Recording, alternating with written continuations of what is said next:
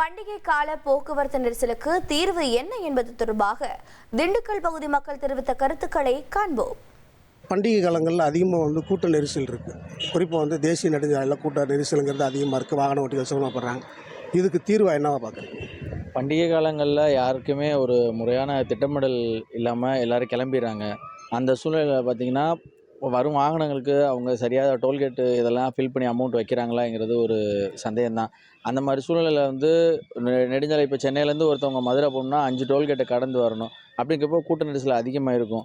அவங்க இந்த ஒரு பண்டிகை காலங்களில் அரசு என்ன ஒரு வழிமுறை பண்ணணுன்னா, அந்த ஒரு குறிப்பிட்ட நாளில் மட்டும் ஃப்ரீயாக விட்டால் கூட்ட நெரிசலையும் தவிர்க்கப்படலாம். பெரிய பெரிய விபத்துகளும் இதனால் தவிர்க்கப்படலாம். கூட்ட நெரிசல் சாலையோர கடைகள் டவுனுக்குள்ளேயே அதிகமாக ஆக்கிரமிச்சுக்கிறாங்க. பெரிய வணிக வளாகங்களுக்கு போகிறவங்களும் சிறிய கடைகளுக்கு போகிறவங்களும் எல்லோரும் ஒரே நேரத்தில் டவுனுக்குள்ளே போகிறனால கூட்ட நெரிசல் ஆகுது. இது தனியாக பார்க்கிங்கோ ஒரு மைதானமோ அமைச்சு அந்த மைதானத்தில் கடைகள்லாம் அமைச்சிங்கன்னா நல்லாயிருக்கும். அமைச்சாங்கன்னா அரசாங்கம் அதுக்கு ஏற்பாடு பண்ணால் நல்லாயிருக்கும். பெரிய பெரிய கனரக வாகனங்களை போக்குவரத்து சீர் செய்யணும். இங்கே உள்ள லோக்கலில் விடாமல் அவுட்டர்லேயே சுற்றி விட்டுட்டு பஸ்ஸுக்கு கொஞ்சம் புது பஸ் ஸ்டாண்டு கட்டுறேன்னு இருக்காங்க. அதை இது பண்ணலாம். பெரிய பெரிய வாகனங்களை உள்ளே விடாமல் இருக்கலாம். அந்த மாதிரி பண்ணால் கொஞ்சம் போக்குவரத்து சீராக இது பண்ணுறேன். இதுக்கு போக்குவரத்தை மாற்றி விடணும். மெயினாக போலீஸ் பாதுகாப்பு கொஞ்சம் அதிகமாக கொடுத்தா கொஞ்சம் நல்லாயிருக்கும். நெட்டுக்கு அது வருஷம் சாலையோர வியாபாரிகள்லாம் கண்டினியூவாக போட்டுக்கிட்டு தான் இருக்காங்க. அவங்களும் கொஞ்சம் ஒழுங்குபடுத்தி போட்டாங்கன்னா கொஞ்சம் நல்லாயிருக்கும்.